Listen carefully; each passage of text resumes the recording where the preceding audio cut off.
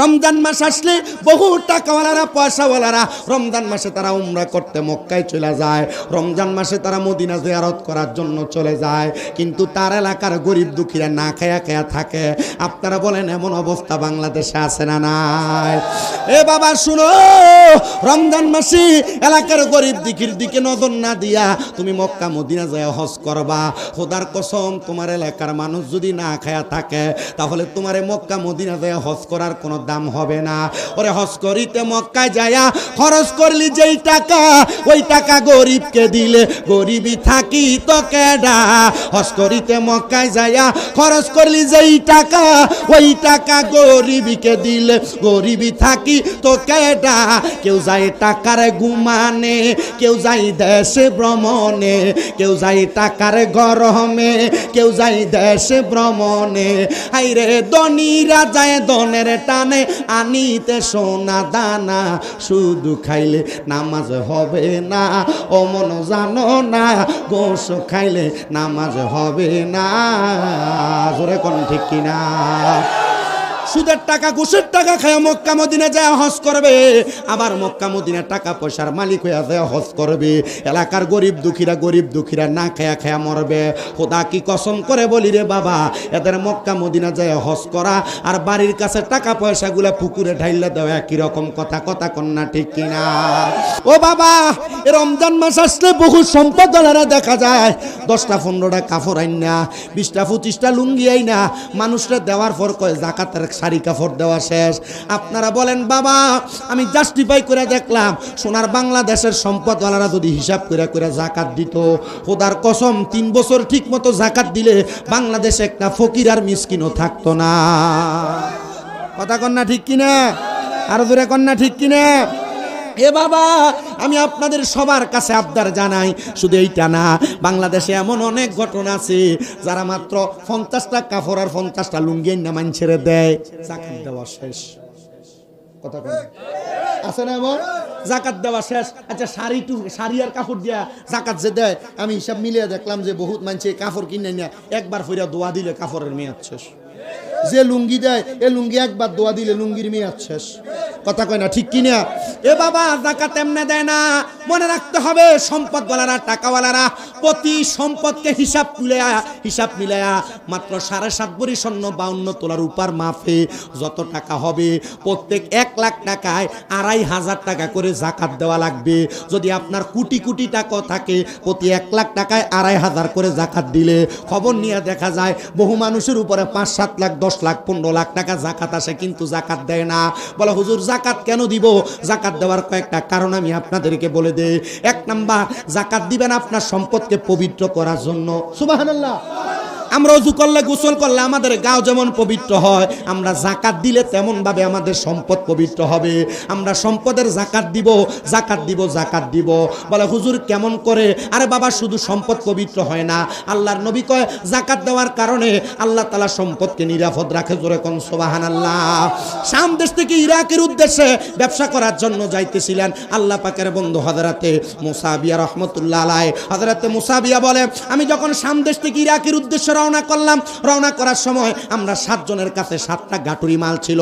আমরা মালগুলা নামায়া 7 জন নামাজ পড়ার জন্য দাঁড়ায় গেলাম। যখন আমরা নামাজে দাঁড়াইলাম, ডাকাতের দলেরা আমাদের মালগুলা চুরি করে নিয়ে যাবে। এমন টাইমে 6 জন নামাজ ছাইরা দিয়া ওনাদের কাছ থেকে দৌড়ে যখন গেছে, একজন দাঁড়ায় আল্লাহর ইবাদত নামাজ পড়তেছে। 6 জন যায় দেখতেছে ডাকাত মাল নিতে না পাইরা মালের উপরে তারা আগুন লাগিয়ে দিছে। কি করছে? তারা ব্যবসা করে যাইতেছিল, 7 গাঁটটি মাল ছিল, মালগুলা রাইখা নামাজে দাঁড়াইছে। ডাকাত হামলা করছে, 6 জন নামাজ ছেড়ে দিছে, একজন নামাজ পড়তেছে। 6 জন দৌড়ে যাইতে দেখে ডাকাত মাল নিতে পারবে না, দেখে এদের মালের ভিতরে কি করছে? আগুন লাগাই দিছে। আগুন লাগিয়ে দেওয়ার পরে দৌড়ে দেয়া এদের আগুন নিভাইতে পারে না, এদের মাল পুড়ে গেছে, কিন্তু একজনের মাল ঠিক আছে। এটা একজনকে যে নামাজ পড়ে তার এ দৌড়ে যখন পরে গেছে, জিজ্ঞাসা করে, এই 6 জন তোমরা পাগল পারা হয়ে আসলা, কিন্তু তোমরা তোমাদের মালগুলা হেফাজত করতে পারলা না, আমার মাল তো ঠিকই হেফাজতে আছে, কারণ কি বলো তো? এরা ডাক দিয়া কয়, আমাদের কারণ তো আমরা জানি না, তুমি বলো তোমার কারণ কি? এ ডাক দিয়া কয়, আমার যে মাল ফুরে নাই, আমি আমার সবগুলা মালের জাকাত দিছি। সুবহানাল্লাহ কন্যা। তো 6-7 জন এক লগে থাকলে একটা টেকনা শয়তান থাকে না? ডাক দিয়ে কয়, এই তুমি তো তোমার মালের ঘোরা দিছিলে একটা কাপড় দিয়ে, কাপড় তো ফইরা গেছে, তো তুমি কি এটা যাকাত দাও নাই? এটার প্রমাণ বাড়িতে গেলে ফামু। বাড়িতে গেছে, স্ত্রী ডাক দিছে, বগো আমি যে আমার বাড়ি ব্যবসায় যাওয়ার সময় আমার একটা কাপড় দিছিলা, এই কাপড়টা তো পুইরা গেছে, আচ্ছা তুমি কত এই কাপড়ের জাকাত কি আমরা দেই নাই? ডাক দিয়ে কয়, না গো স্বামী, এই কাপড়টা অন্য জনের কাছে ধার দেওয়া ছিল, আপনি ব্যবসায় যাওয়ার আগে উনি এই কাপড়টা দিছে, আমি এটা আপনার দিছি, তার মানে আমরা এটা জাকাত দিতে পারি নাই। তার মানে বোঝা যায় আপনি যদি কারোর কাছে কোনো টাকা ফাওনাও থাকেন, ওই ফাওনা টাকা পাওয়ার সম্ভাবনা থাকলে ওই টাকারও জাকাত দেওয়া, আস্তে দি কন, জাকাত দেওয়া। এ বাবা, এই জাকাত যদি আপনি না দেন, সম্পদকে যদি আপনি পবিত্র না করেন, আপনার মা কবরে বাবা কবরে এই জাকাতের টাকা আদায় করা না করার কারণে আপনার মা বাবা কবরের আযাবের শিকার হয়ে যাবে।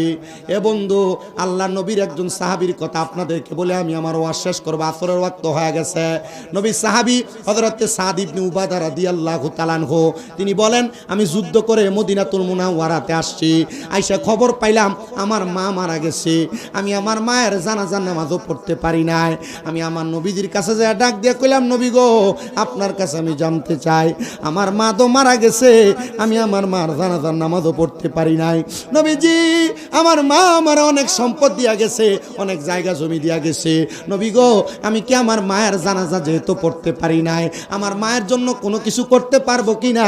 আমার নবী ডাক দিয়া কয়, সাদ ইবনে উবাদা, তুমি তোমার মায়ের জন্য আল্লাহর রাস্তায় সদকা করো। সাদ ইবনে উবাদা ডাক দিয়া কয়, ইয়া রাসূলুল্লাহ, আপনি সাক্ষী থাকেন গো নবী, আমার একটা খেজুরের বাগান আছে, ওই খেজুরের বাগানটা আমি আমার মায়ের জন্য আল্লাহর রাস্তায় সদকা করে দিলাম। ধরে কোন সুবহানাল্লাহ।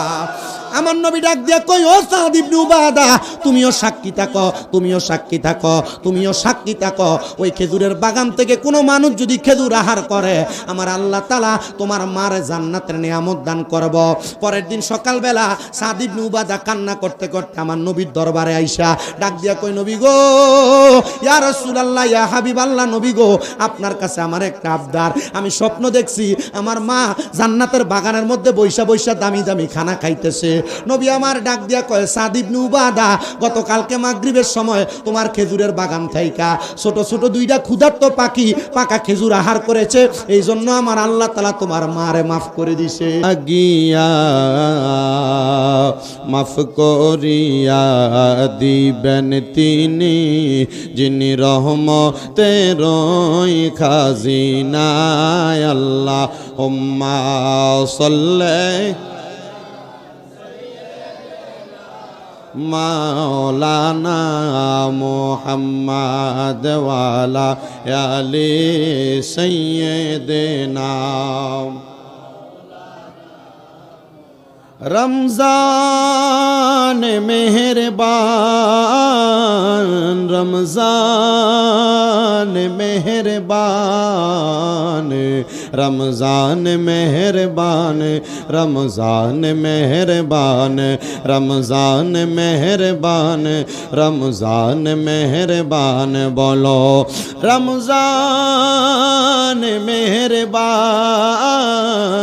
রমজান মেহেরবান, রমজান মেহেরবান, রমজান মেহেরবান, রমজান মেহেরবান, রমজান মেহেরবান, রহমত আর মাগফিরত নাজাত নিয়ে এলো মাহে রমজান, রহমত আর মাগফিরত নাজাত নিয়ে এলো মাহে রমজান, রমজান মেহেরবান, রমজান মেহেরবান, রমজান মেহেরবান, রমজান মেহেরবান, রমজান মেহেরবান, রমজান মেহেরবান, রমজান মেহেরবান, রমজান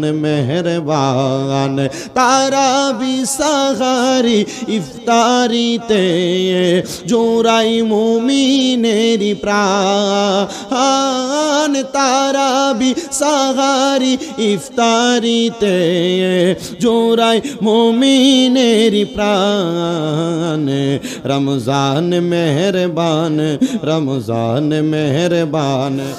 আমার প্রিয় মুসলমানেরা, সাফাবি সাম্রাজ্যের একজন বড় বাদশা, যেই বাদশার অধিক পরিমাণ সম্পদ থাকার কারণে সাফাবি সাম্রাজ্যের বাদশা বলেন, আমার সুন্দরী কন্যাটাকে আমি বিবাহ দেওয়ার জন্য অনেক খোঁজ করলাম, অনেক তালাশ করতে চেষ্টা করলাম, কিন্তু আমি আমার কন্যাটাকে বিবাহ দেওয়ার জন্য হাজার চেষ্টা করার পরে আমি আমার কন্যাটারে বিবাহ দিতে পারি নাই। কিন্তু অবশেষে আমার সাফাবি এলাকার ছোট্ট বাড়ির গুহা অঞ্চলের মধ্যে বসবাস করতেন একজন আল্লাহর খাস বান্দা, যার নাম ছিল হযরতে মীর দরা আদম রহমতুল্লাহ আলাই। হযরতে মীর দরা আদম ছিলেন ওই ছোট্ট গুহাওয়ালা ছোট বাড়ির একজন প্রশাসনিক অথবা একবারে নরমাল শ্রেণীর একজন আলেমী দ্বীন। মনে রাখবেন মুসলমান, আমাদের সমাজে পারিবারিকভাবে, আমাদের সমাজে সামাজিকভাবে আগে অনেক বাড়ি বাড়ি, প্রত্যেক বাড়ি বাড়ি লজিং মাস্টার রাখা হইতো। হযরতে মীর দরা আদম রহমতুল্লাহ আলাই তিনি ওই পাহাড়ি গুহা অঞ্চলের ঘরের মধ্যে এলাকার আলেম ছোট মানুষ হিসেবে লজিং মাস্টার রেখেছেন। আর ওই সাফাবির সম্রাট ডাক দিয়া বলেন, জগতের মানুষ, আমি আমার ওই সুন্দরী রূপবতী কন্যাটাকে ওই সাফাবি এলাকার গুহার ছোট্ট আলেমের কাছে আমি আমার কন্যাটারে বিবাহ দিলাম। এবার ওই ছোট্ট আলেম মীর দরা আদম রহমতুল্লাহ আলাই উনি বলেন, আমি যখন সাফাবি সম্রাটের সুন্দর কন্যাটাকে বিবাহ করলাম, আমার এলাকার সব মানুষ প্রশ্ন করে, ওগো মীর দরা আদম, আপনি যে সাফাবি সম্রাটের সুন্দর কন্যাটাকে বিবাহ করলেন, এমন কোন ক্ষমতার কারণে, এমন কোন পাওয়ারের কারণে, এমন কোন ইজ্জতের কারণে আপনি সম্রাটের সুন্দর রূপসী মেয়েটাকে বিবাহ করতে পারলেন? উনি বলেন, আমার একমাত্র সংযম আত্মমর্যাদা রক্ষা করার কারণে আল্লাহ তাআলা আমার কপালে একজন সম্রাটের কন্যাকে বিবাহ করার ক্ষমতা আমারে দান করেছে। মীর দরা আদম রহমাতুল্লাহ আলাই, এমন কি ক্ষমতা যেটার কারণে তুমি সাফাবি সম্রাটের কন্যাকে বিবাহ করলা? উনি বলেন, একদিন গভীর রজনী হয়ে গেছে, ওই সাফাবি সম্রাট তার সুন্দরী কন্যাকে অন্য রাজ্যের কালো একজন যুবরাজের সঙ্গে বিবাহ দিয়ে দিবে। আর আমি মীর দরা আদম আমার ঘরের মধ্যে কিতাব মোতালা করতেছি, পড়ালেখা করতেছি। এমন টাইমে আমি তাকায় দেখলাম সাফাবি সম্রাটের কন্যাটা দৌড়ায় আমার ঘরের মধ্যে প্রবেশ করেছে। আমার ঘরে যখন প্রবেশ করলাম, আমি আমার ঘরের আগুনের মশালের দিকে একবার তাকাই, আর সাফাবি সম্রাটের কন্যার চেহারার দিকে একবার তাকাই। আমি কম্পেয়ার করে দেখলাম সাফাবি সম্রাটের কন্যার চেহারা এত সুন্দর, এত নুরানি, আমার ঘরের মশালের আলো তার চেহারার সৌন্দর্যের কাছে একবার বৃথা। আমি যখন আমার ঘরে মেয়েটাকে দেখলাম, আমি বললাম, এ সাফাবি সম্রাটের কন্যা, তুমি যে আমার ঘরের মধ্যে এমন ভাবে আগমন করলা, তুমি একজন রূপবতী সুন্দরী মহিলা, তুমি আমার ঘরে প্রবেশ করার কারণে মানুষ আমার মিথ্যা অপবাদ দিবে, মানুষ আমার জানাখুর বলবে, মানুষ আমার নারীর সাথে অবৈধ সম্পর্কে মেলামেশা করনেওয়ালা বলবে। যাও যাও যাও, তুমি বের হয়ে যাও। এবার ওই সাফাবি সম্রাটের মেয়ে আমার একটা হাদিস শোনায়, লা ইয়ারহামুল্লাহু মান লা ইয়ারহামুন নাস। মীর দরা আদম, আপনি এলাকার একজন বুজুর্গ চাক্ষুষ আলেম, আপনি কি হাদিসের আমল করবেন না? আল্লাহর নবীরা বলেছেন, যেই ব্যক্তি মানুষের প্রতি দয়া করে না, আমার আল্লাহ তাআলা তার প্রতি দয়া করে না। সাফাবি সম্রাটের মেয়ে এই কথা বলার সাথে সাথে মীর দরা আদম ডাক দিয়া বলে, হ্যাঁ মহিলা, তাহলে তুমি আমার ঘরের মধ্যে অবস্থান করো। মেয়েটা ঘরে অবস্থান করে, কিন্তু এত সুন্দরী নারী একটা ঘরের মধ্যে গভীর রজনীতে একটা যুবকের সঙ্গে যদি অবস্থান করে, তার নজর বাজে ভাবে, খারাপ ভাবে মেয়েটার দিকে পড়বে, এটাই স্বাভাবিক কথা। মীর দরা আদম বলেন, জগতের মানুষ, আমার চেহারা, আমার নজর যখন ওই মহিলাটার, ওই মেয়েটার দিকে পড়ল, আমি দেখলাম আমার নফস আমাকে ধোঁকা দেওয়ার চেষ্টা করতেছে। আমার নফস আমারে বলতেছে, এ মীর দরা আদম, তুমি কন্যাটা শরীর স্পর্শ করো, তুমি যদি তাকে স্পর্শ করতে পারো তাহলে তার সঙ্গে তুমি মেলামেশা করতে পারবা। আমি মীর দরা আদম চিন্তা করতেছি, আমি যদি ওই মেয়েটার সাথে মেলামেশা করি, আমার জেনা হবে, আমার গুনাহ হবে। মীর দরা আদম বলে, আমার মন, আমার নফস আমারে বারবার বলে মেয়েটার সঙ্গে আমি অবৈধভাবে মেলামেশা করার জন্য, কিন্তু আমি মেয়েটার সঙ্গে অবৈধ মেলামেশা করতে যাই না। তৃতীয়বার আমার মন আমারে বলে ওই মেয়েটার সঙ্গে মেলামেশা করার জন্য, কিন্তু আমি আবার আমার অন্তরটাকে বাধা বাধা প্রদান করতেছি। এই অন্তর তুমি তোমার নিজেকে একটু গুটিয়ে ফেলো, তুমি গুনার দিকে তোমার কদমটারে বাড়াইয়া দিও না। এমন টাইমে আমার অন্তরকে যখন শয়তান ধোঁকা দিতে লাগতেছে, আমি তাড়াতাড়ি আমার ঘাট থেকে আমার রুমালটা নিয়া আমি আমার ঘরের মধ্যে বিছিয়ে ফেললাম। মেয়েটা আমার পেছনে, আমি 2 রাকাত নামাজের নিয়ত করলাম। আমি নামাজের মধ্যে যখন দাঁড়াইছি গো, আমি নামাজের মধ্যে দাঁড়ানোর সাথে সাথে আমি 2 রাকাত নামাজ পড়লাম, মুরাকাবা করার নিয়তে চক্ষুটা বন্ধ কইরাম, ইস্তিগফার পড়া, সূরা ফাতিহা পড়া, সূরা ইখলাস পড়া আমি চক্ষু বন্ধ করলাম। আর ডাক দিয়া বললাম, আল্লাহ, গভীর রজনীতে ইলম অর্জন করার সময়, মুরাকাবার সময় তুমি আমারে কোন মুসিবতের মধ্যে ফালাইলা? এমন একটা কন্যারে আমার সামনে দাঁড় করে দিলা, যে কন্যাটা সাফাবি সম্রাটের কন্যা, যার চেহারা এত সুন্দর, যার দিকে তাকাইলে বড় মায়া লাগে, তার সঙ্গে মেলামেশার খায়ের জন্মায়া যায়। আল্লাহ, তুমি আমার এই কঠিন মুসিবত পরীক্ষা থেকে হেফাজত করো। এমন টাইমে হযরতে মির্জার আদমের কানের মধ্যে একটা আওয়াজ আসছে, এ মির্জার আদম, তুমি তাড়াতাড়ি একটা মোমবাতি জ্বালায়া ওই মোমবাতিটা দিয়া তুমি তোমার সাধন ভোজনটা করো। মির্জার আদম বলেন, আমাদের মুসল্লার ভিতরে আমার মুরাকাবা ভাঙ্গা আমি একটা মোমবাতি জ্বালায়া আমি ওইটার সামনে সর্বপ্রথম আমার বৃদ্ধাঙ্গুলিটারে মোমবাতির উপরে জ্বালাইলাম।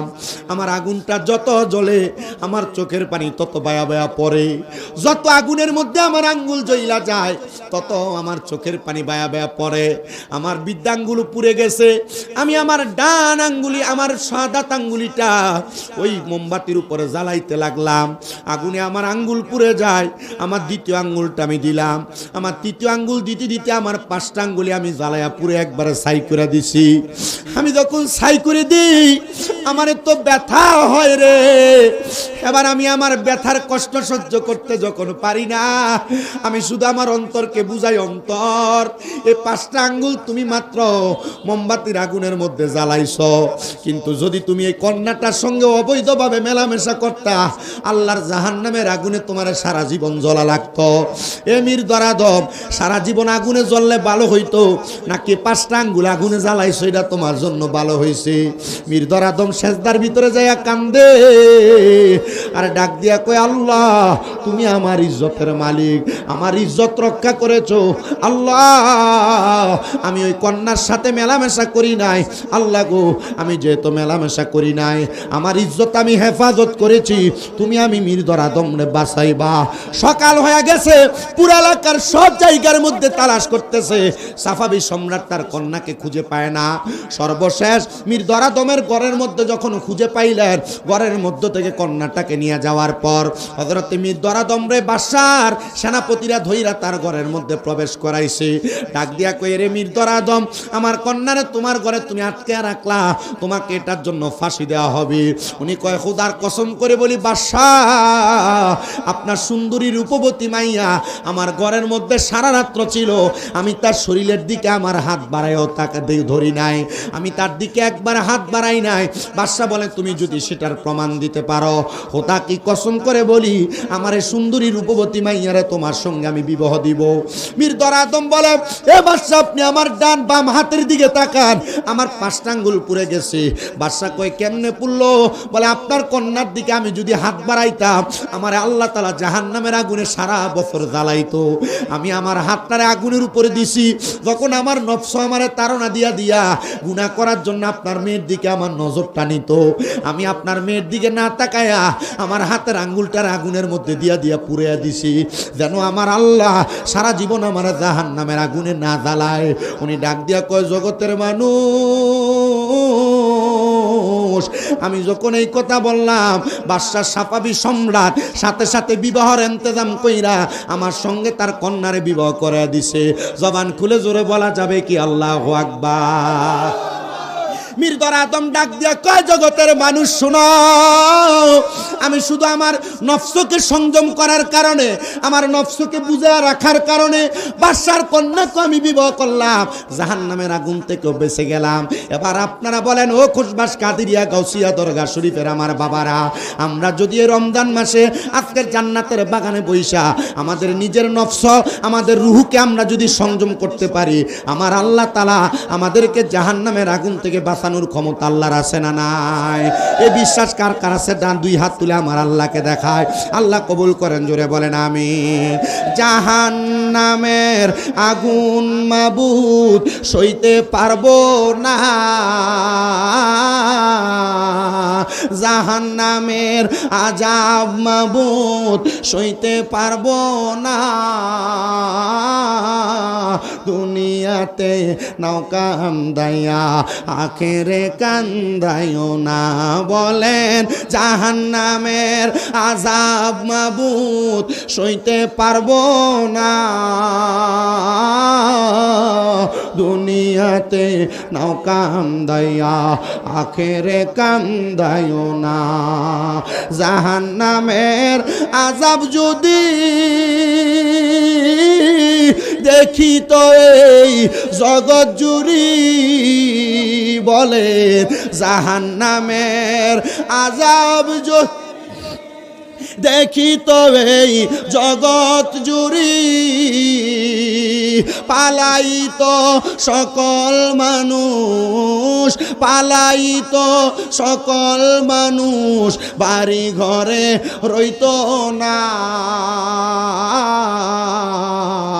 দুনিয়াতে নাও কান্দাইয়া আখেরে কান্দাইও না, বলেন জাহান্নামের আযাব মাবুদ সইতে পারবো, বলেন জাহান্নামের আযাব মাবুদ সইতে পারবো, দুনিয়াতে নাও কান্দাইয়া আখেরে কান্দাইও না, দুনিয়াতে নাও কান্দাইয়া আখেরে হাসরের কঠিন দিনে বিচার মাওলার সামনে, বলো হাসরের কঠিন দিনে বিচারের মাওলার সামনে,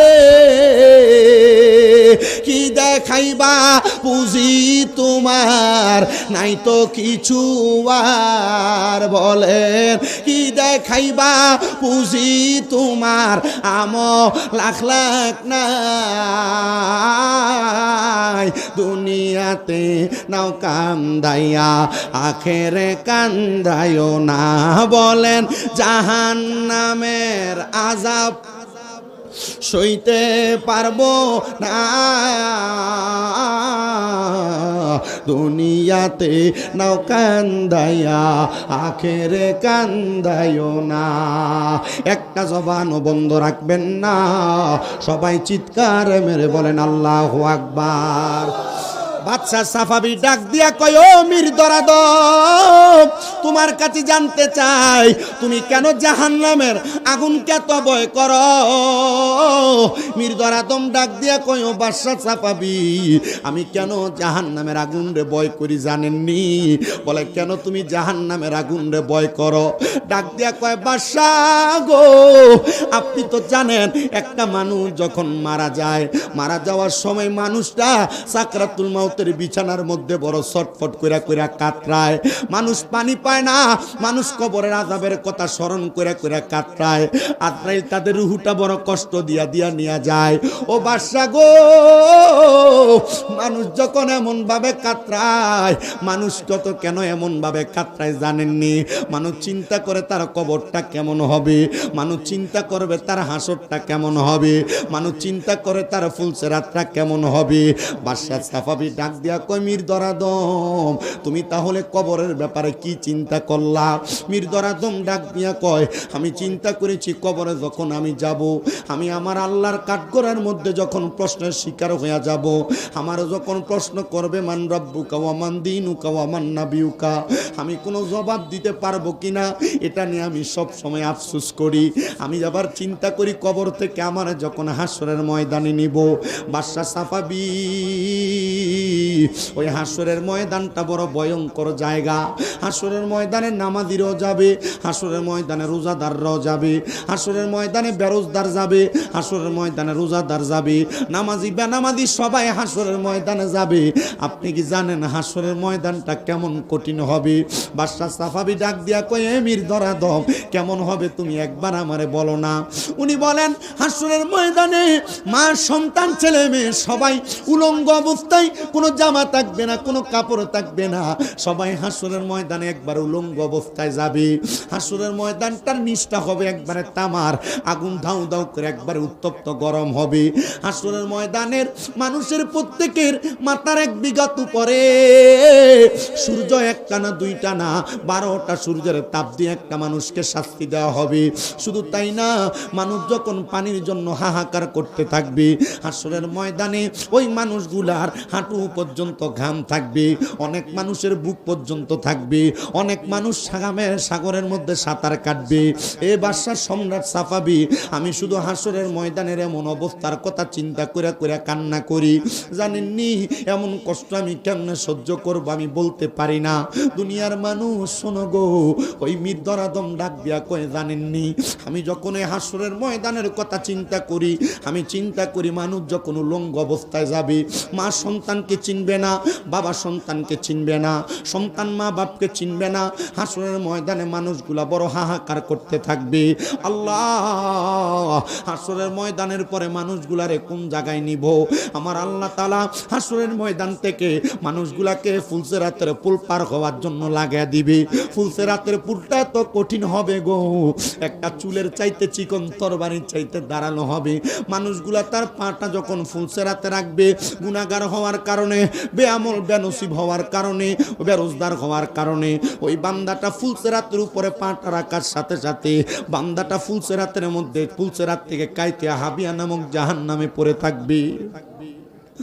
হযরতে মির্দর আদম ডাক দিয়ে কই দুনিয়ার মানুষ, মানুষ শুধু এমন কঠিন অবস্থায় পড়বে না রে, মানুষগুলা ওই কঠিন অবস্থার মধ্যে পড়ার সাথে সাথে জাহান্নামের মধ্যে যখন পড়বে, আর একটা মানুষকে আমার আল্লাহ তাআলা কমপক্ষে 3000 বছর জাহান্নামের আগুনে জ্বালাইব। ও আল্লাহ, ওই জাহান্নামের আগুনে বান্দা কেমন করে থাকবে? বলে থাকবে না রে। ওই বান্দার জাহান্নামের আগুনকে আমার আল্লাহ তাআলা 3টা ভাগে ভাগ করে দিব। প্রথমে জাহান্নামের আগুন দুনিয়ার লাল আগুনের মতো ধাউ ধাউ ধাউ ধাউ করে যখন জ্বলবো, বান্দার গায়ের চামড়াগুলা ছিলে ছিলে মাটির মধ্যে পড়ে যাবে, বান্দার শরীর পুড়ে যাবে রে। বান্দার এমন কঠিন অবস্থা হবে, বান্দা হাউমাউ করে কান্না করবে, কেউ তারে বাঁচাইতে আসবে না। ওই বান্দার দেহ যখন পুড়ে যাবে 1000 বছর, ওই বান্দা কি এমন পুরা অবস্থায় থাকবে? কয় না। বলে কেন না? বলে বান্দার দেহটা একবার পুড়া যাওয়ার পরে আমার আল্লাহ তাআলা ফায়াকুন বলে বান্দার দেহটারে আবার জ্বালাইবো, আবার জ্বালায়া ওই বান্দাটার দেহটারে আবার পুড়াইবো, আবার বানাইবো, আবার পুরাইবো। ও আল্লাহ গো, এত কষ্ট কেন দেওয়া হইব?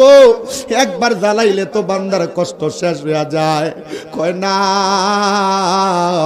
বান্দা একবার গুনাহ করো নাই, বান্দা রমজান মাস তোমার আইসা ছায়া দিছে, রমজান মাসে মসজিদে হাইয়া আলাস সালাহ বলে তোমার ডাকছে, তুমি বান্দা মসজিদে যাও নাই, রমজানে রোজা গুলা রাখো নাই, দোকানে পর্দার তলে দাঁড়িয়ে দাঁড়িয়ে খাইছ, এ বান্দা ঘরে আড়ালে দরজা লাগা লাগা খাইছ, রমজান মাসে তোমার গুনাহ বন্ধ হয় নাই, মোবাইলের মাধ্যমে অশ্লীল কর্মকাণ্ডগুলা করেছো, এ বান্দা এবার জাহান্নামের আগুনে তোমার কঠিন যন্ত্রণাদায়ক শাস্তি দেওয়া হবে।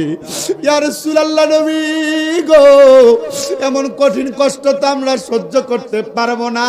বলে তাইলে তোমরা জান্নাত আর জাহান্নামের পার্থক্য বুঝো। আল্লাহ তো কোরআনে বলে লা ইয়াস্তাউই আসহাবুন নারি ওয়া আসহাবুল জান্নাহ, যারা জান্নাতি আর যারা জাহান্নামী তারা একরকম নয়। আসহাবুল জান্নাতি হুমুল ফাইজুন, যারা জান্নাতি তারা হলো সফল কাম। আল্লাহ গো, ওই জাহান্নামের আগুনে বান্দারে শুধু জ্বালানো হবে? কয় না না না, ওই জাহান্নামের আগুন 1000 বছর পূর্ণ হওয়ার পর আগুনটারে আমার আল্লাহ তাআলা সাদা দোয়াযুক্ত আগুন বানিয়ে দিব। ওই আগুনের মধ্যে বান্দা আরো 1000 বছর জ্বলব। বান্দার আগুনের রং যখন 2000 বছর শেষ হয়ে যাবে, বান্দার আরো 1000 বছর কালো ধোঁয়াযুক্ত আগুন বানায়া বান্দার ওই আগুনের মধ্যে বান্দারে ধাউ ধাউ করে জ্বালানো হবে। নবীজি গো, আপনার কাছে জানতে চাই, এই কঠিন কষ্টকে আপনার উম্মত সহ্য করতে পারবে? আমার নবী কই, উম্মত যদি তুমি তোমার নিজের নফসকে হেফাজত করো, আমি তরিকতের যত নফস, তরিকতের যত ইবাদতের কথা বললাম, আমি পড়তে পড়তে দেখলাম তারা তরিকত গ্রহণ করে, এরা যদি তাদের নফসটারে হেফাজত করতে পারে তাহলে তারা দুনিয়া আখিরাতে কামিয়াব হয়ে যায়। ও তরিকতের পাগলেরা, খুশবাস দরবারের ভক্তরা, আমি সবার কাছে আবদার জানাই, আগে নিজের নফসটারে হেফাজত করো, দেখবা তোমার দিন দুনিয়া সব হাসিল হয়ে যাবে, দেখবা তোমার দিন দুনিয়া সব কামিয়াব হয়ে যাবে। কারণ নফস হেফাজত করতে পারলে গুনাহ করতে মন চাইবে না। ওরে তরিকতের আমল করে কত বাই গেল উপরে গো, আমায় রাইখো শুনো জরে মুর্শিদ আমারা মল নাই বলো, আমায় রাইখো শুনো জরে মুর্শিদ আমারা মল নাই। খুশবাসী চান হয় না যে বদনাম, মুর্শিদ চান হয় না যে বদনাম। বলো আল্লাহ রাসূল পাইতে আমি বায়াত হইলাম, বলেন আল্লাহ রাসূল পাই বায়াত হইলাম, মুর্শিদ চার হয় না যে বদনাম, শামসুল চার হয় না যে বদনাম। আরে তুমি যেদিন যাবে চলে আমাকে রাইখো সাথেতে গো মুর্শিদ, তুমি যেদিন যাবে চলে আমাকে রাইখো সঙ্গে তে গো, আমায় রাইখো শুনো জরে বাজানা মারা মল নাই, বলে না আমায় রাইখো শুনো জরে বাজানা মারা মল নাই। আরে ফিনচান হয় না যে বদনাম, মুর্শিদ চান হয় না যে বদনাম, বলেন আল্লাহ রাসূল পাইতে আমি বায়াত হইলাম, বলেন আল্লাহ রাসূল পাইতে আমি বায়াত হইলাম, মুর্শিদ চান হয় না যে বদনাম, মুর্শিদ চান। আমার মুসলমানেরা শুনো, অন্তরের কান লাগে শুনো, আরেকটা কারগুজারি শোনায়। আমাদের দেশে দেখবেন রমজান মাস আসলে বহু টাকাওয়ালারা পয়সাওয়ালারা রমজান মাসে তারা উমরা করতে মক্কায় চলে যায়, রমজান মাসে তারা মদিনা জিয়ারত করার জন্য চলে যায়, কিন্তু তার এলাকার গরিব দুঃখীরা না খায়া খায়া থাকে।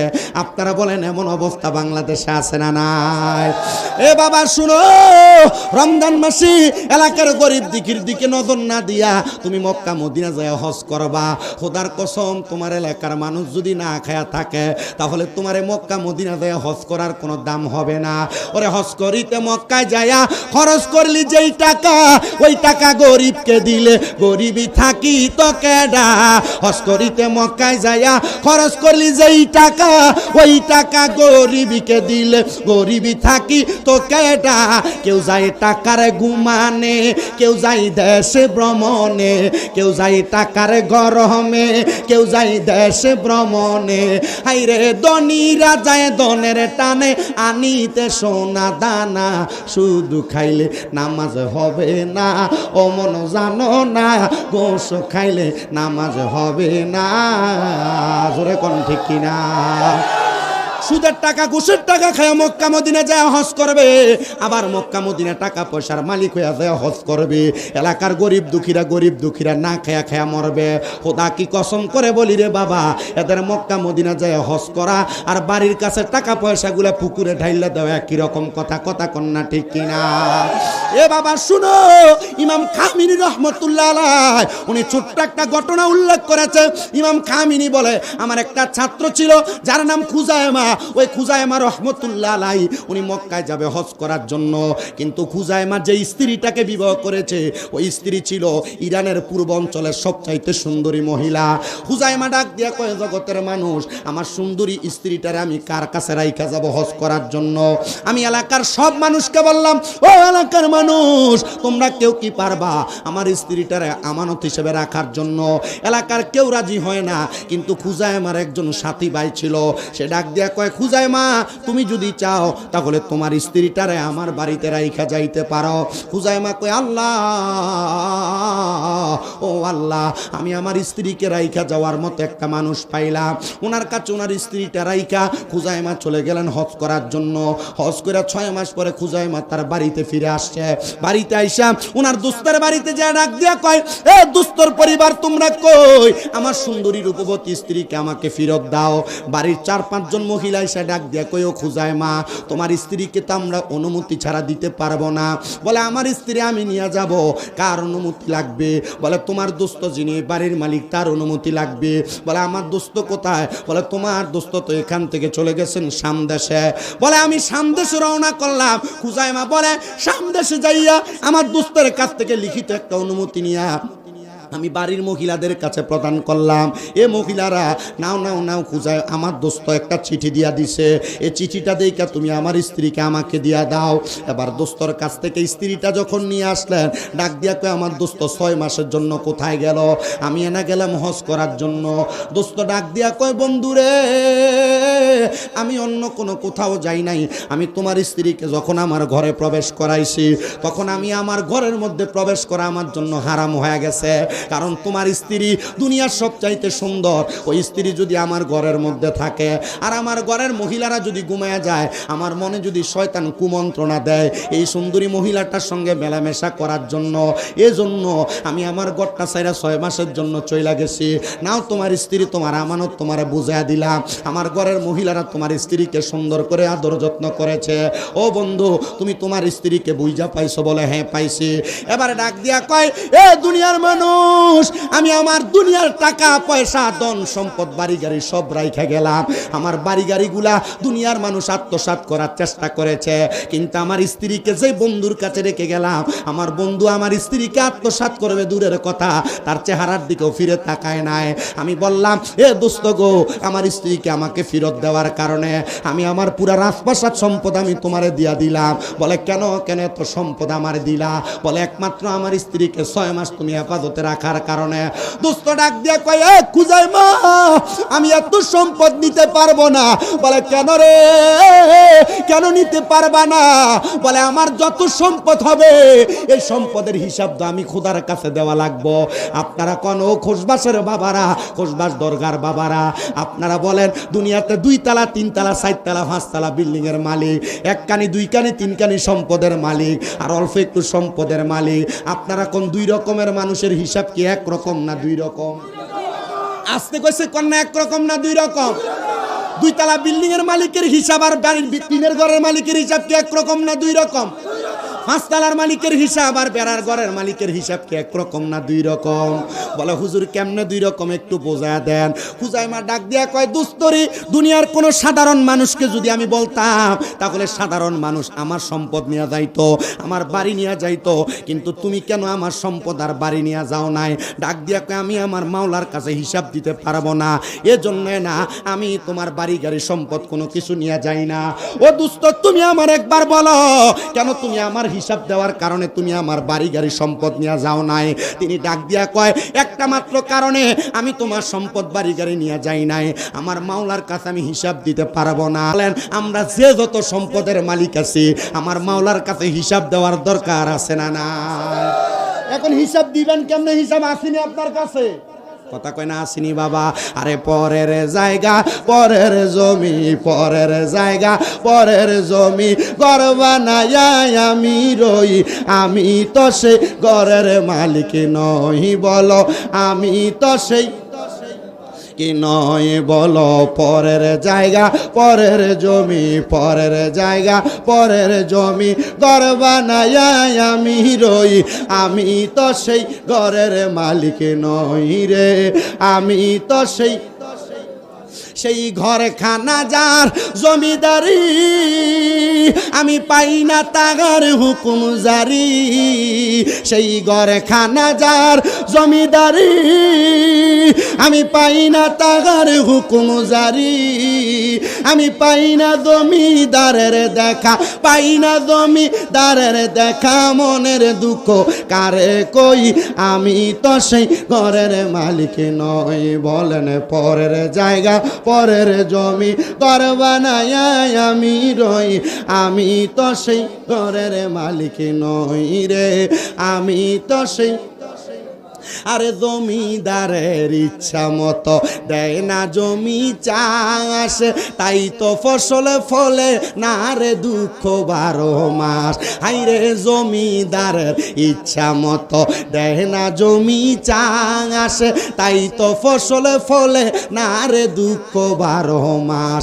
আমি খাজনা পাতি সবই দিলাম, তবু জমিন আমার হয় যে নিলাম, আমি খাজনা পাতি সবই দি, তবু জমিন আমার হয় যে নিলাম, আমি চলি যে তার মন জুগাইয়া, চলি যে তার মন জুগাইয়া, দাখিলামি লেনা সই, আমি তো সেই ঘরের মালিক নই, বলো আমি। মানে মনে হয় যে রোজা শুধু আমি আছি, আপনারা কেউ আপনারাই আছেন, আমি মনে রোজা নেই, একটু জোরে কর না, আমি তো সেই।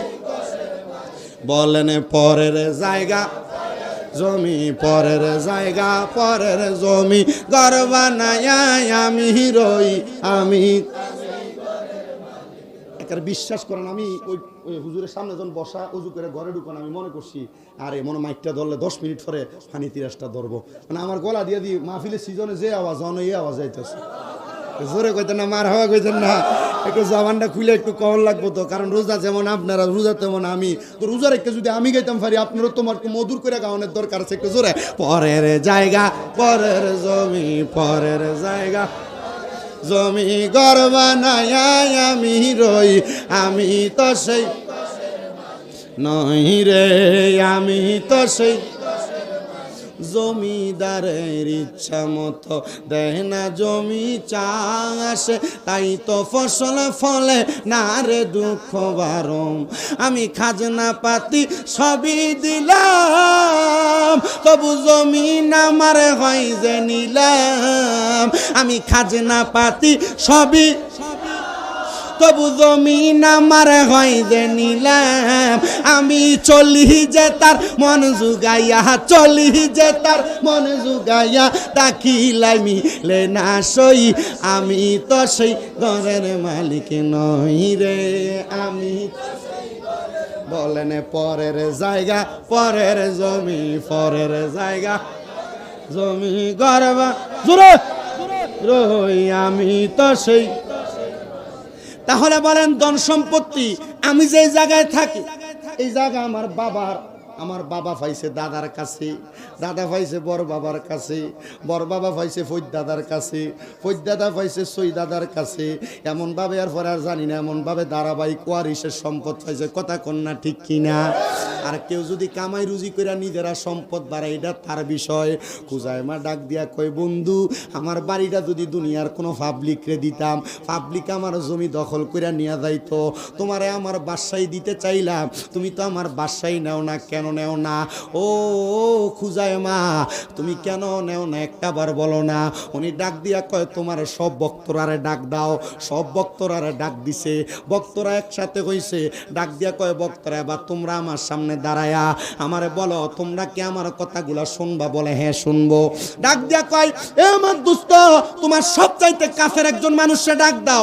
ডাক দিছে কাছের মানুষে, ডাক দিয়া কয় নাও তোমার আমি 5 ও কি দাও থাক এডি ফলাইন মানুষ এরাই দুষ্টামি করিস না। তোরা তো রোজা নাই, অন বেটা রোজা অবস্থা একটা সপ্তাহ মেরে দিবি, কিটা করবি না দিস না। রোজা বড় কঠিন জিনিস, রোজা বড় সাহারি তারাবিদ কঠিন, রোজা আরো বড় কঠিন জিনিস। ইফতার দেয়ার চাইতে বড় কঠিন, ইফতারের চাইতে বড়। আমার লগের এক হুজুর এক ইফতারের ঘটনা কইছে, আমার তো নিজের হুইন না। আমি কাহারে দুনিয়ার মানুষ যে এত রকমের রং ধরতে পারে আমি শুনে বড় অবাক হইছি। আমি কইলাম ভাই ঘটনাটা কি? আমারে কয় আমি আসরের নামাজ ফিরা এক ইফতার মাহফিলে যাইতেছি, যাইতে দেখি একবারে দাড়িডি ফাইকে গেছে গা, একটা মুরব্বী মানুষ সাদা পাঞ্জাবি ফরা, মাথার টুপিও, এবার ক্ষেতের ঠিক 2টা ক্ষেত ফারুইয়া লাইলদার মাঝখানে দাঁড়ায় দাঁড়ায় বিড়িটার এমনি মুখ করে দইরা টাইনা টাইনা খাইতেছে। দাড়ি কি আছে না নাই? এমন বহুত মুরব্বী দেখবেন রমজান মাসে একবারে দাড়িডি ফাইকে গেছে গা, এটা রোজা রাখে না, কারণ রোজার মাসাইলে এর গ্যাস্ট্রিক বেড়ে জায়গা। কথা কয় না তো ঠিক কিনা? রোজার মাসাইলে ডায়াবেটিস বেড়ে জায়গা। আরে সিঙ্গেলে কাকা আপনি রোজা রাখেন না, কিলা ডায়াবেটিস রে, গ্যাস্ট্রিক গ্যাস্ট্রিক আলসার। কথা কয় না, কথা কয় না, আছে না নাই? আছে না নাই? হুজুরে আমার কয় যে বেটা দেখলাম বেটা এই বিড়ি খাইতে খাইতে খাইয়া বেটা আস্তে করে আবার আমি ইফতার মাহফিলে গেলাম। এখন ইফতার মাহফিলে যে ঢুইকা আমি বইয়া দেখি একবার সামনে আমার সামনাটা দিয়ে বেটাটাই বইয়া দিচ্ছে। আমি এবার ইফতার করার পরে যখন আমু এবার লাগে দাঁড়াই রয়েছি, এবার আমি হাতে করে লইয়া লইয়া যখন নিরালা এসে আমি জি গেলাম, কাকা বয়সটা তো মাশাল্লাহ কম হইছে না, দাঁড়িয়ে ফাইকে গেছে গা, সাদা সুন্দর পাঞ্জাবি টুপি লাগাইছেন, এ রোজাটা তো রাখছেন না, কিন্তু ইফতারও তো সামনে আইছেন, এটা কি ঠিক হইলো? কৌজুর এটা কিতা কইলেন আপনি? ইয়া আল্লাহ যদি আমার জিগায় যে রোজাটা না রাখতে পারছস না, ইফতারটা করতে পারছস না, আল্লাহ আগে সামনের কাতারে গেছি ইফতারটা করবার লাগিয়া।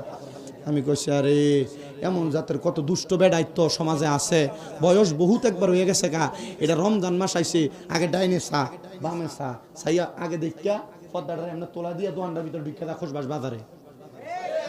কথা কয় না?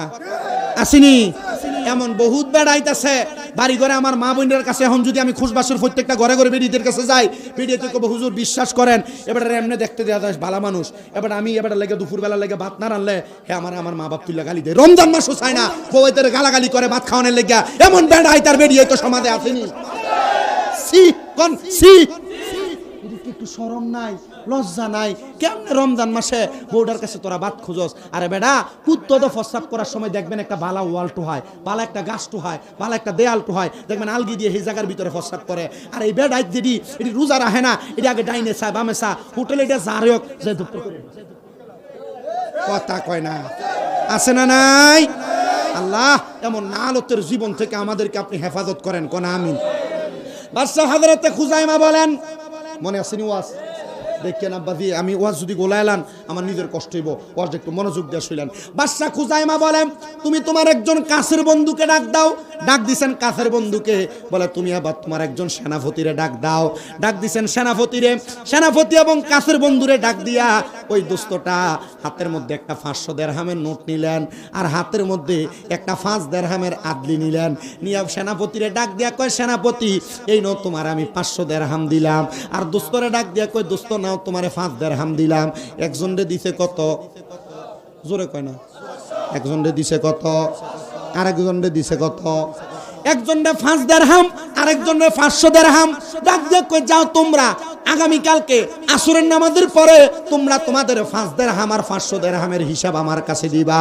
এবার তারা যখন চলে যায়, যখন চলে গেলেন, একজন যখন আগমন করলেন, আগমন করার সাথে সাথে পরের দিন আসরের সময় পুরা ইরানের পূর্বাঞ্চলের মানুষ হযরতে বাদশাহ খুজাইমার বাড়ির সামনে দাঁড়ায় গেছে। বাদশাহ খুজাইমার বাড়ির সামনে দাঁড়ানোর সাথে সাথে মানুষ জিজ্ঞাসা করে, ও বাদশাহ আমাদেরকে কি দেখানোর জন্য তুমি এখানে হাজির করলা? বলে গতকালকে যার কাছে 500 দিরহাম আর 5 দিরহাম দিলাম, তোমরা সামনে আসো। সামনে আসার পরে ডাক দিয়ে কয়, ও আমার সেনাপতিরা, তোমরা বড় একটা গর্ত করো।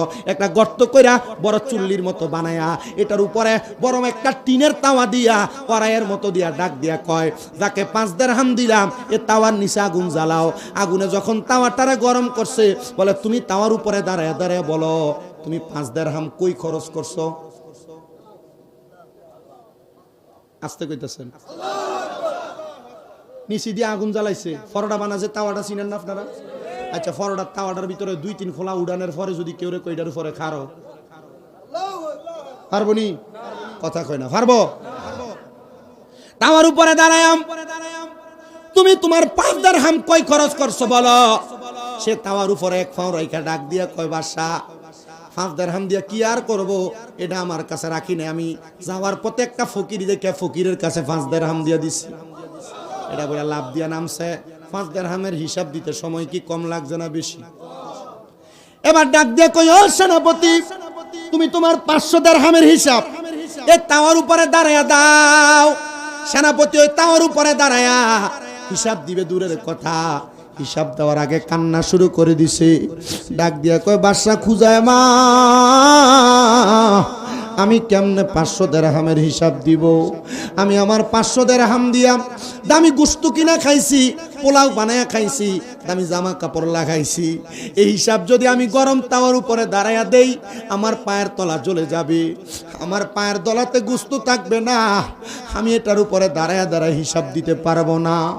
বাদশা খুঁজায় আমার ডাক দিয়ে কয়, এ দুনিয়ার মানুষ, আমি এই জন্য আমার দোস্তের সম্পদগুলা নেই নাই। যদি এত সম্পদ নিতাম, আমি আমার সম্পদগুলা ওই তামার মতো উত্তপ্ত গরম হাসরের ময়দানে দাঁড়ায় দাঁড়ায় আমার আল্লাহরে দেওয়া লাগতো।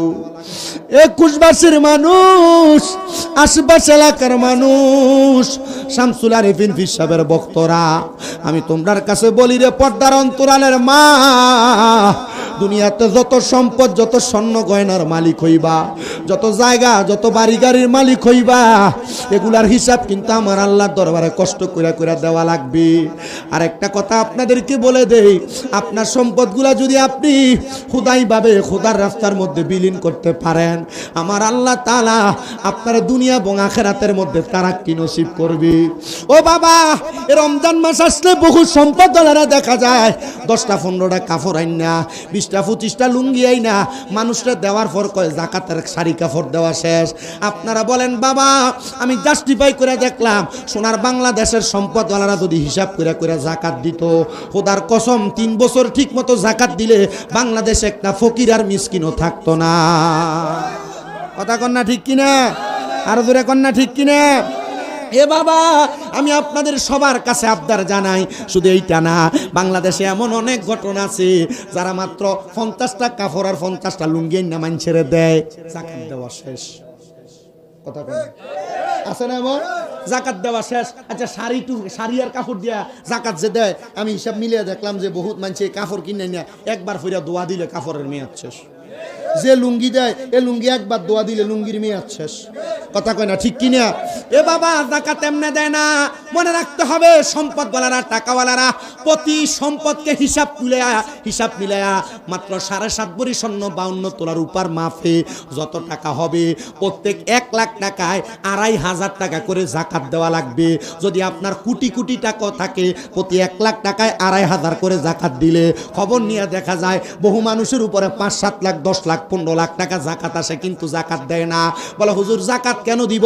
জাকাত দেওয়ার কয়েকটা কারণ আমি আপনাদেরকে বলে দেই। 1 নাম্বার, জাকাত দিবেন আপনার সম্পদকে পবিত্র করার জন্য। সুবহানাল্লাহ। আমরা ওযু করলে, গোসল করলে আমাদের গাও যেমন পবিত্র হয়, আমরা জাকাত দিলে তেমন ভাবে আমাদের সম্পদ পবিত্র হবে। আমরা সম্পদের জাকাত দিব। বলে হুজুর কেমন করে? আরে বাবা, শুধু সম্পদ পবিত্র হয় না, আল্লাহর নবী কয় জাকাত দেওয়ার কারণে আল্লাহ তাআলা সম্পদকে নিরাপদ রাখে। জোরে কোন সুবহানাল্লাহ। শাম দেশ থেকে ইরাকের উদ্দেশ্যে ব্যবসা করার জন্য যাইতেছিলেন আল্লাহ পাকের বন্ধু হযরতে মুসাবিয়া রাহমাতুল্লাহ আলাইহি। হযরতে মুসাবিয়া বলে, আমি যখন শাম দেশ থেকে ইরাকের উদ্দেশ্যে রওনা করলাম। রওনা করার সময় আমরা 7 জনের কাছে 7টা গাটুরি মাল ছিল। আমরা মালগুলা নামায়া 7 জন নামাজ পড়ার জন্য দাঁড়ায় গেলাম। যখন আমরা নামাজে দাঁড়াইলাম, ডাকাতের দলেরা আমাদের মালগুলা চুরি করে নিয়ে যাবে। এমন টাইমে 6 জন নামাজ ছাইরা দিয়া ওনাদের কাছ থেকে দৌড়ে যখন গেছে, একজন দাঁড়ায় আল্লাহর ইবাদত নামাজ পড়তেছে। 6 জন যায় দেখতেছে ডাকাত মাল নিতে না পাইরা মালের উপরে তারা আগুন লাগিয়ে দিছে। কি করছে? তারা ব্যবসা করে যাইতেছিল, 7 গাঁটটি মাল ছিল। মালগুলা রাইখানা নামাজে দাঁড়াইছে, ডাকাত হামলা করছে। 6 জন নামাজ ছেড়ে দিছে, একজন নামাজ পড়তেছে। 6 জন দৌড়ে যাইতে দেখে ডাকাত মাল নিতে পারবে না, দেখে এদের মালের ভিতরে কি করছে? আগুন লাগিয়ে দিছে। আগুন লাগিয়ে দেওয়ার পরে দৌড়ে দেয়া, এদের আগুন নিভাইতে পারে না, এদের মাল পুড়ে গেছে। কিন্তু একজনের মাল ঠিক আছে। এটা একজনকে যে নামাজ পড়ে তার এ দৌড়ে যখন পরে গেছে, জিজ্ঞাসা করে, এই 6 জন তোমরা পাগল পারা হয়ে আসলা, কিন্তু তোমরা তোমাদের মালগুলা হেফাজত করতে পারলা না। আমার মাল তো ঠিকই হেফাজতে আছে, কারণ কি বলো তো?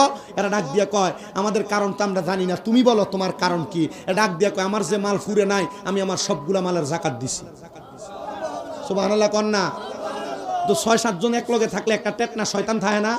এ ডাক দিয়ে কয়, এই তুমি যে তোমার মালের ঘোরা দিছিল একটা কাপড় দিয়ে, কাপড় তো ফিরে গেছে, তো তুমি কি এটা যাকাত দেও নাই? এটার প্রমাণ বাড়িতে গেলে ফামু।